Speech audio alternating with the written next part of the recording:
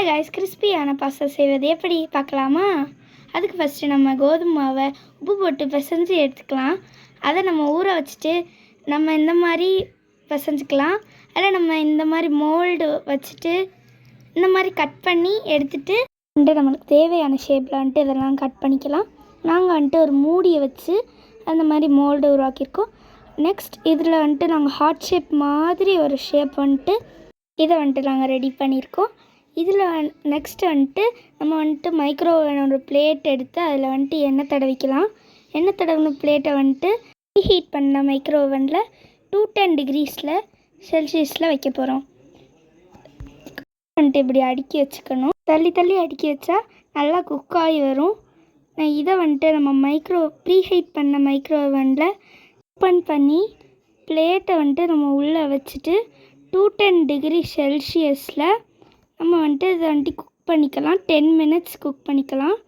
Next இப்படி cook ஆகுதுங்கிறத நம்ம இந்த கிளாஸ்லேயே பார்த்துக்கலாம். நம்ம கிறிஸ்பி கிரில்லில் 13 மினிட்ஸ் செலக்ட் பண்ணி நம்ம கிறிஸ்பியாக பேக் பண்ண போகிறோம். 6 மினிட்ஸ் 5 மினிட்ஸ் கழித்து நம்ம அதை ஓப்பன் கூட பண்ணி பார்த்துக்கலாம். ஒரு ப்ராப்ளமும் இருக்காது. அடுத்து நம்ம திரும்பி ஸ்டார்ட் பட்டன் கொடுத்து நம்ம அதை ஸ்டார்ட் பண்ணோம்னா இந்த மாதிரி கிறிஸ்பியாக ரெடி ஆயிரும். நம்ம மசாலாக்குள்ளது பார்ப்போம்.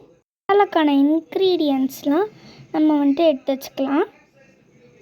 ஃபஸ்ட்டு நம்ம ஒரு வெள்ளைப்பூண்டை உரித்து அதை நம்ம ஒரு பிளேட்டில் வச்சுக்கலாம்.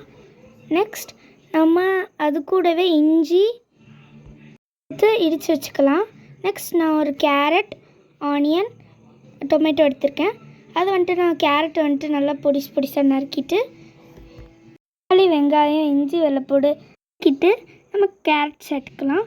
கேரட் கூட ஊற்றி வதக்கிக்கலாம்.